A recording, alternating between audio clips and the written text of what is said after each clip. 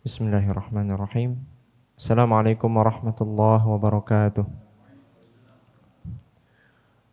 Alhamdulillahirabbil alamin wassalatu wassalamu ala Rasulillah wa ala alihi wa sahbihi ajma'in, amma ba'du. Pertama-tama kita bersyukur kepada Allah Subhanahu wa taala yang telah memberikan kita kesempatan dan waktu luang dan memberikan kita nikmat kesehatan, yang mana dua nikmat kesehatan dan waktu luang itu adalah dua nikmat yang banyak sekali orang lalaikan dalam bersyukur kepada dua nikmat tersebut. Rasulullah sallallahu alaihi wasallam bersabda, "Ni'matani maghbunun fihima katsirum minan nas." Ada dua nikmat yang kebanyakan orang tuh suka lalai dari bersyukur menggunakan dua nikmat tersebut, yaitu nikmat as-sihhatu wal faragh, nikmat kesehatan dan waktu luang. Ketika orang sudah mulai jatuh sakit atau staminanya menurun, itu biasanya orang mulai berangan-angan. Coba kemarin saya nggak gini, atau saya jaga makan dan seterusnya.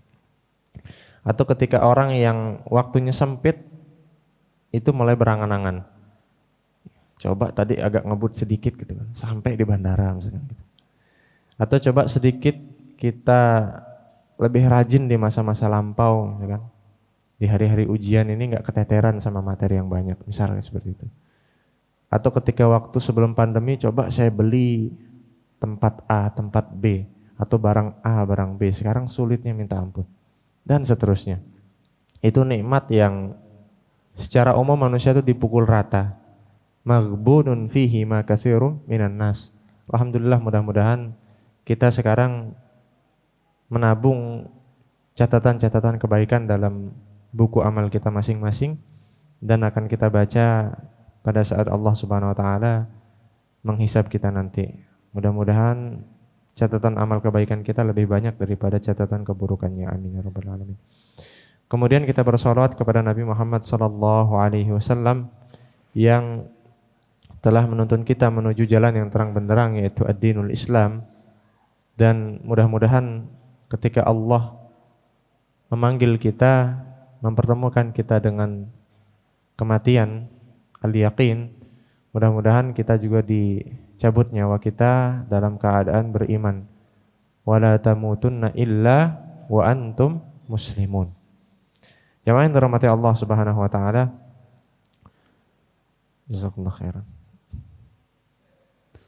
Kita bermohon kepada Allah Subhanahu wa taala di majelis kali ini dan majelis-majelis berikutnya juga, mudah-mudahan Allah berikan kita kemudahan untuk menyampaikan beberapa hadis Nabi sallallahu alaihi wasallam, yang mana hadis ini adalah pondasi dasar seorang muslim bagaimana mereka bisa jadi orang yang bahagia di dunia dan di akhirat.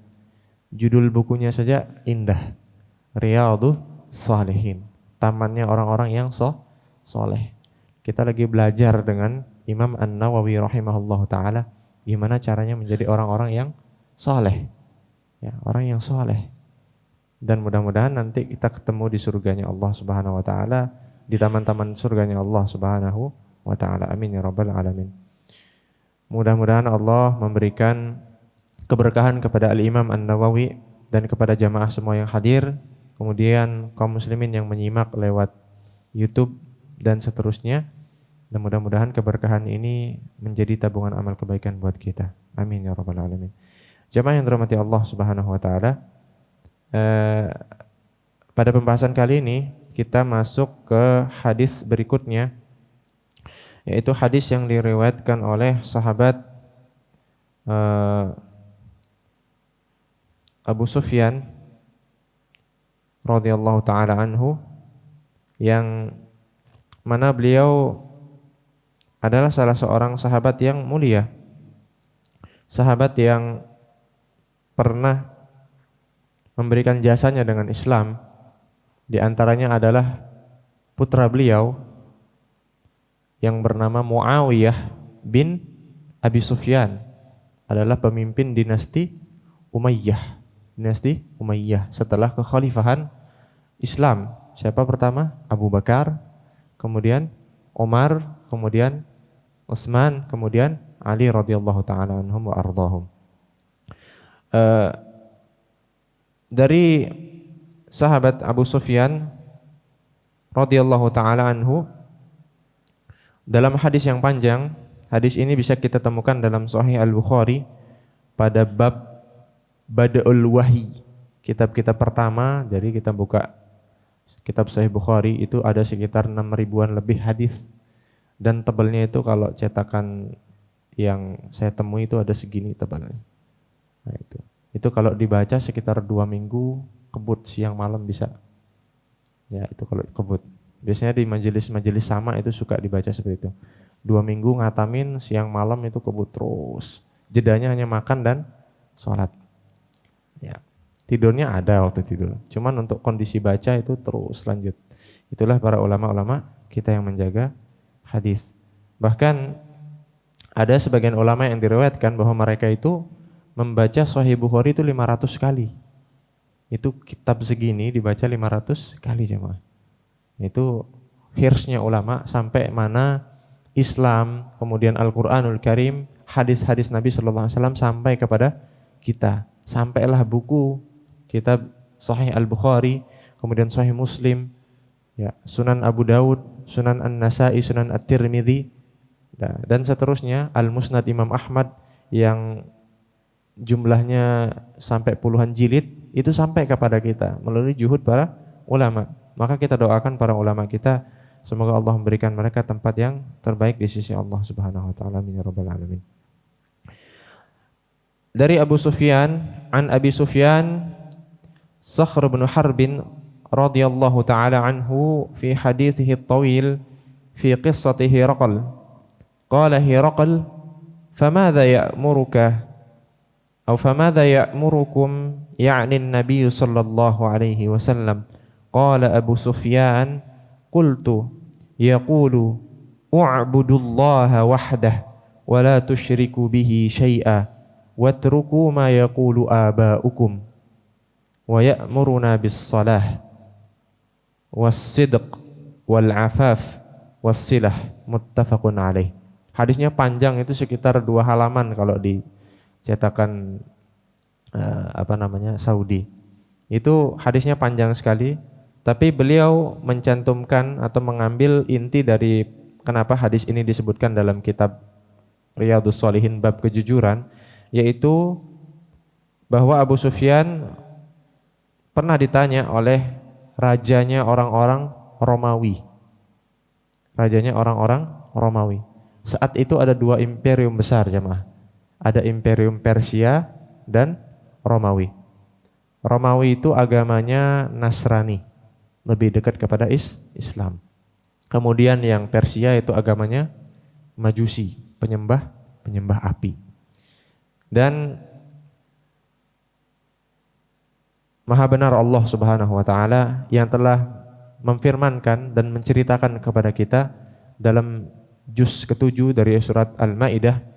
Allah Subhanahu wa taala berfirman, "La tajidanna ashaddan nasi adawatan lil ladzina amanul yahuda wal ladzina asyraku." Kalian akan temui wahai umat muslim, orang yang paling keras permusuhannya dengan umat muslim Yahud wal ladzina asyraku, dan orang-orang musyrik, kaum kafir Quraisy dan selain mereka. Wala tajidanna aqrabahum mawaddatan lilladzina amanu alladzina qalu inna nasara, dan orang yang lebih dekat dengan muslim ya dari segi pergaulan, kemudian bisa diajak kompromi dalam beberapa muamalah atau keseharian kita, itu Nasara kata Allah SWT, orang-orang Nasrani. Dan benar, ternyata orang-orang muslim ya itu mendapatkan tempat di Romawi. Jadi enggak diganggu.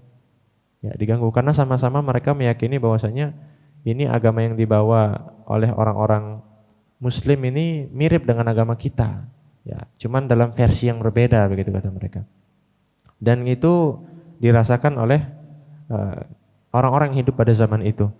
Sampai pada suatu saat Abu Sufyan yang mana beliau itu setelah perjanjian Hudaybiyah tahun berapa? Tahun ke-6 Hijriah. Tahun ke-6 Hijriah itu terjadi Sulhul Hudaybiyah yang salah satu kesepakatan antara kaum muslimin dengan kafir Quraisy adalah untuk genjatan senjata selama 10 tahun, enggak ada perang. Dan negeri Islam saat itu aman. Ya, untuk sementara. Dan Abu Sufyan itu pada tahun setelah perjanjian Hudaybiyah itu beliau berdagang ke Romawi. Ya, beliau berdagang ke Romawi dan bertemu dengan raja Romawi yang bernama Kaisar. Ya, yang bernama Kaisar. Ya, beliau ditanya dan sebelumnya sebab kenapa beliau ditanya adalah karena beliau sebelum memanggil Abu Sufyan yang saat itu masih dalam keadaan kafir, beliau itu mendapatkan surat dari Muhammad sallallahu alaihi wasallam, nabi kita. Jadi Rasulullah sallallahu alaihi wasallam mengirim surat kepada Kaisar untuk masuk ke dalam Islam. Yang isi suratnya itu Masya Allah sangat menyentuh dan syarat akan ajakan dakwah menuju agama tauhid Allah Subhanahu wa taala. Dan beliau ingin tahu siapa sih Muhammad ini, kok bisa-bisanya dia mengajak saya masuk Islam dan dia mengaku-ngaku sebagai Rasulullah, perwakilan Allah di bumi. Hingga beliau menanyakan, coba carikan saya siapa orang yang berasal dari tanah Arab. Ya, barangkali kita dapat informasi yang penting dari mereka. Ketika itu dicarilah di seantero Romawi, siapa orang yang paling dekat atau orang Arab di sini. Ketemu. Kebetulan ketua rombongannya adalah Abu Sufyan yang saat itu masih dalam keadaan kafir. Yang mana Abu Sufyan itu siapa jamaah? Dengan Nabi Muhammad tuh Abu Sufyan itu seperti apa? Beliau mengatakan bahwa beliau adalah, Nabi Muhammad adalah ibna ammi, anak paman saya. Berarti beliau dengan Rasulullah itu sepupu jauh lah. Nah, sepupu jauh. Dan ketika beliau ditanya, itu percakapannya panjang sekali. Ya, di antara percakapannya adalah man huwa fikum? Siapakah Muhammad ini di antara kalian wahai Abu Sufyan? Lalu Abu Sufyan menjawab, qala huwa fina dzu nasab. Dia ini orang bangsawan di antara kita. Ya, orang bangsawan, enggak sembarang orang, dia orang konglomerat ya. Kemudian, apakah ada yang pernah mengaku-ngaku seperti dia? Ya. Sebelum beliau mengatakan dia seorang nabi. Ya. Kemudian ditanya hal berikutnya, apakah si Muhammad ini suka bohong orangnya? Enggak pernah dia bohong. Bahkan dia dijuluki Al-Amin. Bahkan dijuluki Al-Amin, orang amanah, enggak pernah bohong. Kemudian fahal yagdur, pernah enggak dia berkhianat? Nah, berkhianatnya salah satu contohnya adalah perjanjian Hudaybiyah. Ya, dia berkhianat enggak dalam perjanjian itu? Enggak, selama ini enggak pernah. Ya, dia ngebatin karena biasanya yang mengkhianati perjanjian itu orang-orang musyrik, suka ngebatalin atau langsung nyerang tiba-tiba. Dan itu ditanya sampai poin-poin yang penting, krusial banget. Dan Abu Sufyan nggak tahu maksud pertanyaan ini. Yang penting dia jawab aja. Kenapa dia jawab dengan jujur? Karena Raja Kaisar itu memerintahkan untuk seluruh orang Arab yang bersama Abu Sufyan berdiri di belakang beliau. Jadi di sini Kaisar, kemudian Abu Sufyan sendiri kayak di sidang itu, di belakang tuh orang-orang Arab semua yang jadi kafilahnya beliau. Dan beliau sudah berpesan lewat penterjemah tentunya. Kalau si Abu Sufyan bohong, kalian bilang bohong. Nah, disebutkan dalam hadis ini, saya ngebatin. Kalau seandainya beliau nggak taruh orang-orang Arab itu di belakang saya pasti akan bohong. Tapi juga bukan kebiasaan saya berbohong. Tapi untuk kali ini memang saya pilih jujur. Saya sebutkan poin A, B, C, D tentang si Muhammad. Lalu jamaah yang dirahmati Allah Subhanahu wa taala sampai pada poin pertanyaan, qala madza amarakum bih? Apa yang diperintahkan oleh Muhammad kepada kalian ketika dia dakwahi kalian? Akhirnya beliau sebutkan, qala ya'muruna an na'budallaha wahdah. Kita diperintahkan untuk menyembah Allah Subhanahu wa taala yang Maha Esa. Kemudian wala tusyriku bihi syai'an, enggak bersyirik, enggak menyekutukan Allah Subhanahu wa taala. Kemudian an-natruka ma yaqulu abauna. Dia memerintahkan kita untuk meninggalkan ucapan-ucapan kakek nenek moyang kita, yang mana itu tentang kesyirikan, tentang berhala, ya, ngalap berkah dari berhala-berhala tersebut dan seterusnya. Wa ya'muruna bis shalah. Si Muhammad ini, wahai raja, dia merintahkan kita untuk sholat, ya. Kemudian was-sidq. Nah, ini poinnya. Memerintahkan kita untuk jujur. Wal afaf, ya, dan menjaga diri kita dari perbuatan zina. Kemudian wasilah, kita diperintahkan untuk menyambung silaturahmi. Jamaah yang dirahmati Allah Subhanahu wa taala, dalam hadis yang panjang ini beliau menyebutkan bahwasanya ketika Raja Herakl, rajanya Romawi, itu sudah selesai menanyakan pertanyaan-pertanyaan tersebut, apa yang beliau ucapkan? Hai Abu Sufyan, kamu tahu enggak kenapa saya menanyakan kamu poin-poin yang saya tanyakan tadi? Enggak tahu Raja, saya enggak tahu. Disampaikanlah kepada penterjemahnya untuk diterjemahkan kepada bahasa Arab. Beliau menyebutkan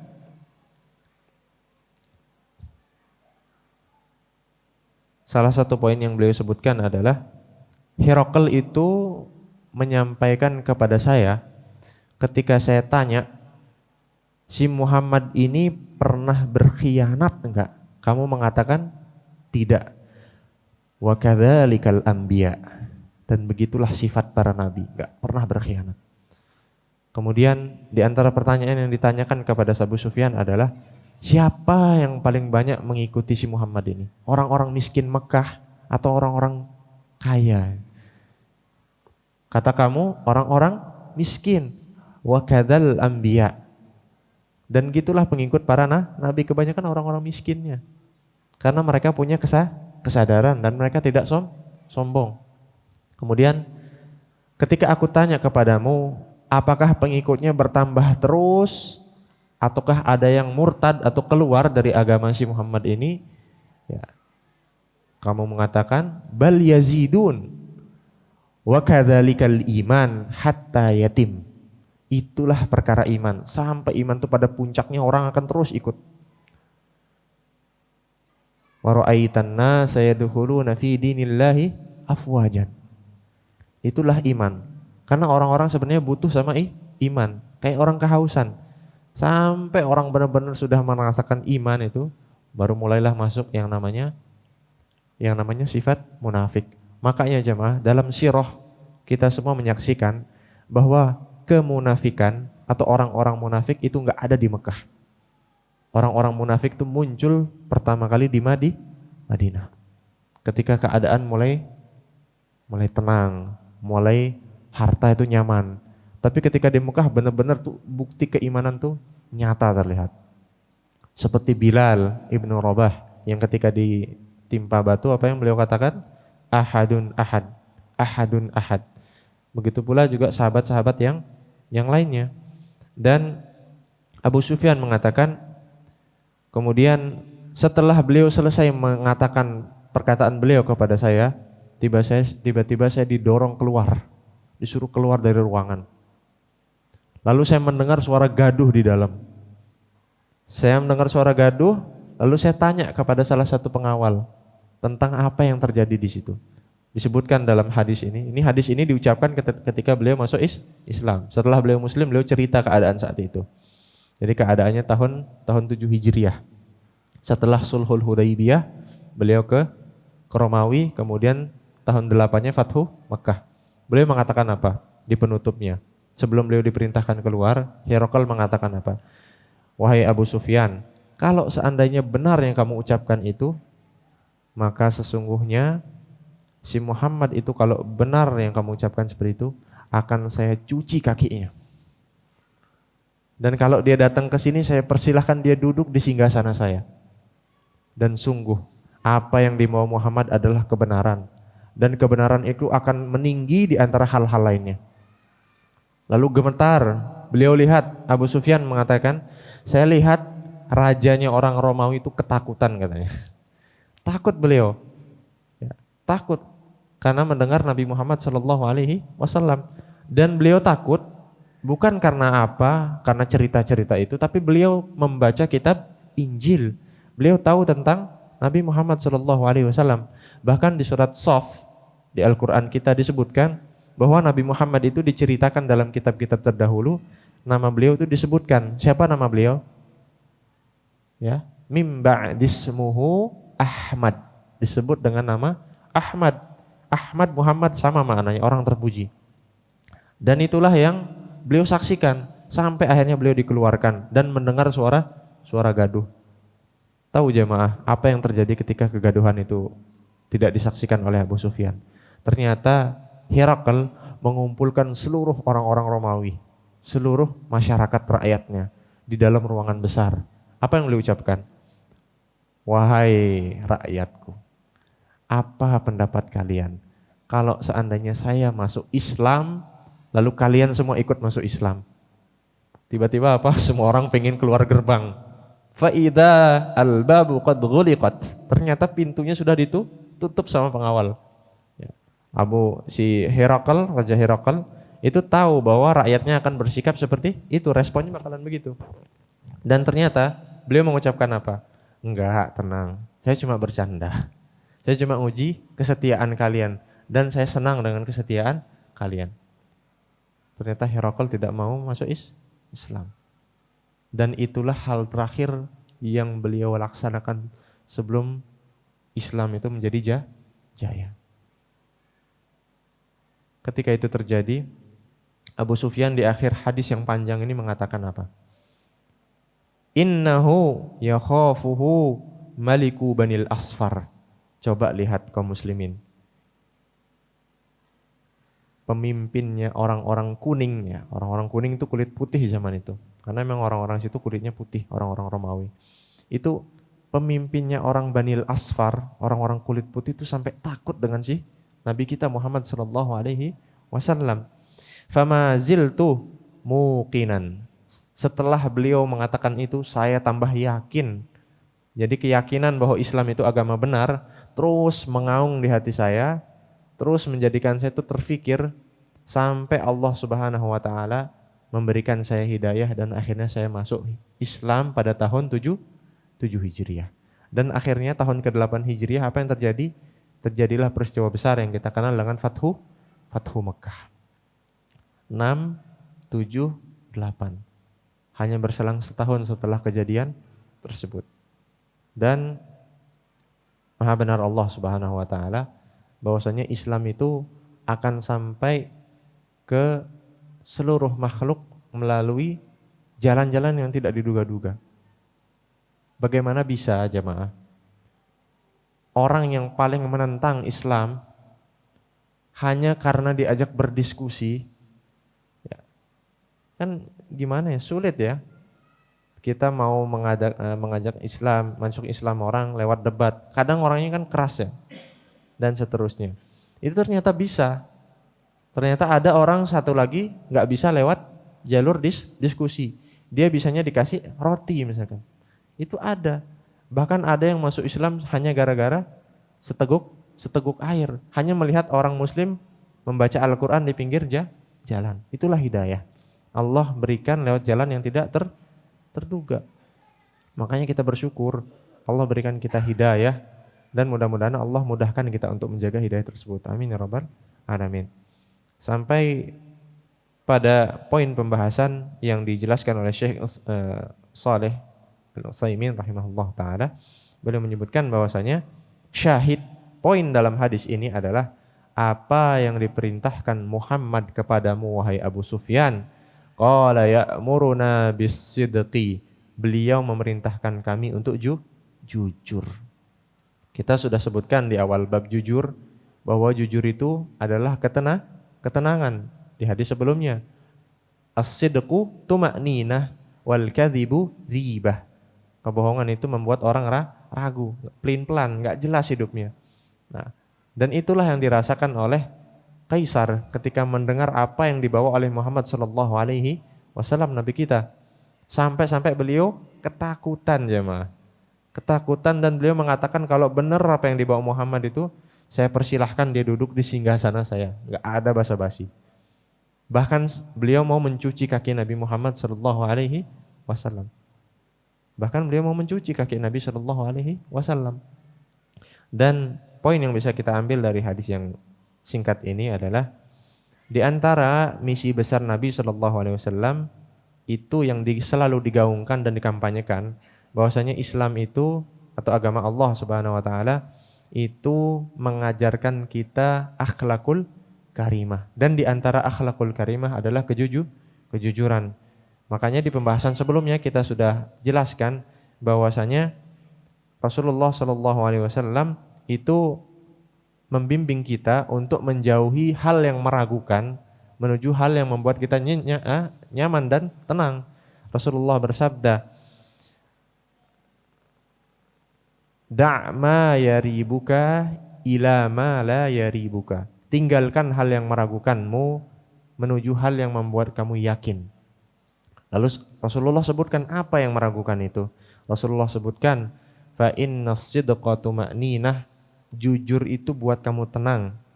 Wal kadhibu ribah, dan bohong itu membuat kamu ragu-ragu, enggak tenang. Jadi pindah dari kebohongan menuju kejujuran, dan itu yang digaungkan bahkan kepada kaum kafir Quraisy.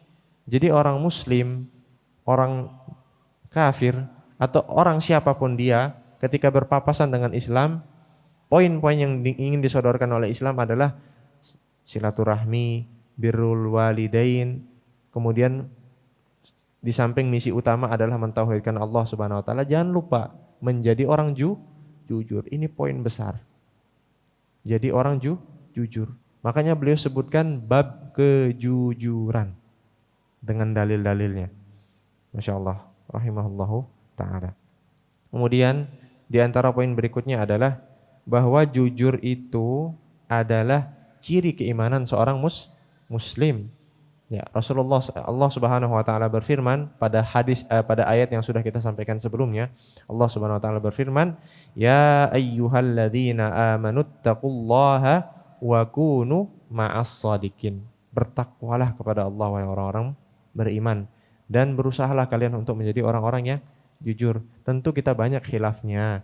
Kadang kita berbohong di satu kesempatan, tapi jangan dijadikan kebiasaan.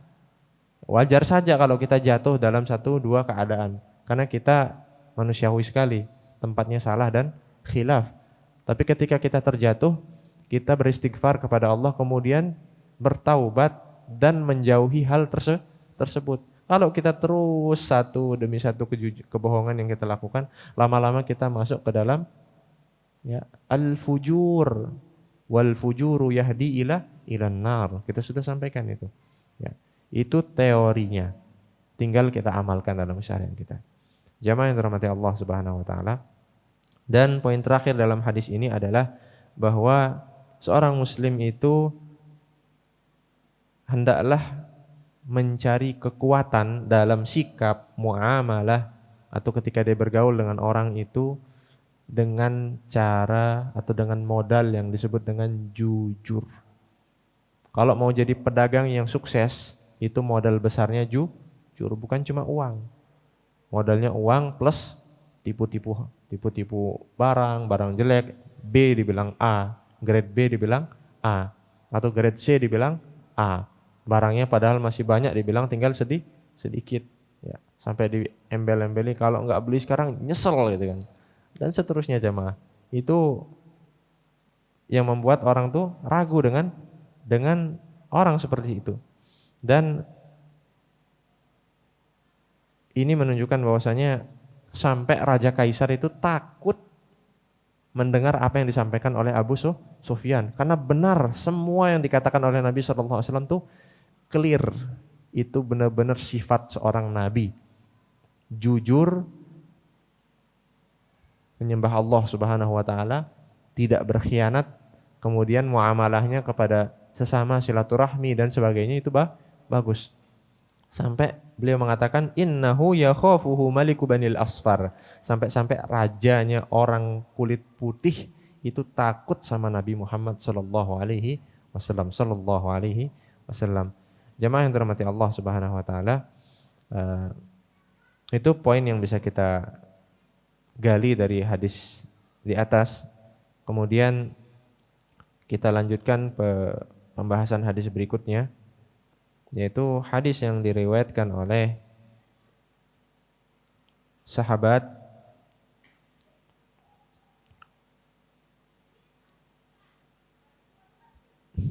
Abu Sa'id an Abi Thabit wa qila Abi Sa'id, dari Abu Thabit, dan disebutkan pula nama lain beliau Abu Sa'id, wa qila Abul Walid, dan nama lainnya juga Abul Walid, Sahal bin Hunayf wa huwa badriyun radhiyallahu taala anhu, anna an-nabiyya sallallahu alaihi wasallam qala, bahwa Rasulullah sallallahu alaihi wasallam bersabda, man sa'alallaha asy-syahadah bisidqin ballaghahu Allahu manazil asy-syuhada wa in mata ala firasyih, rawahu Muslim.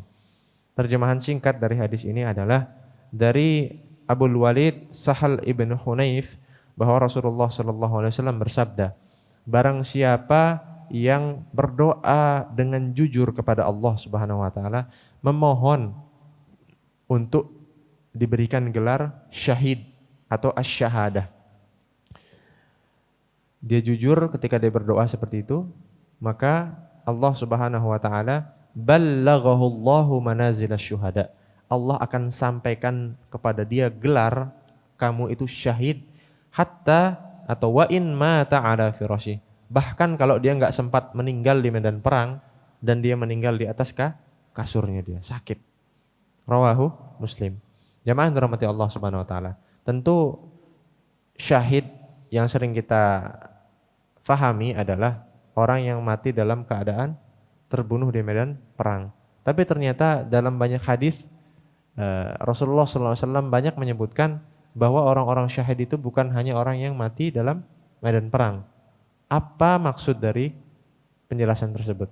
Ternyata dijelaskan oleh para ulama, syahid secara hukum dan secara makna, ya, secara hakikat dan secara makna atau secara hukum, itu syahid yang benar adalah syahid di medan perang, terbunuh ketika berperang melawan orang kafirku, ya, enggak hanya kafir Quraisy atau orang-orang kafir yang memusuhi Islam. Kemudian ada juga orang-orang yang diberikan gelar syahid kalau dia meninggal dengan sifat-sifat yang disebutkan oleh Rasulullah, dan ini digelari oleh para ulama sebagai syahid secara hukum.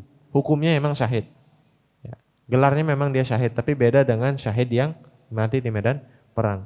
Rasulullah SAW pernah bersabda, man qutila duna malihi fahuwa syahid, siapa yang meninggal terbunuh ketika mempertahankan hartanya ketika mau dirampas oleh perompak atau pencuri, maka dia orang syahid. Man mata ghariqan fahuwa syahid, orang yang mati dalam keadaan tenggelam, fahuwa syahid.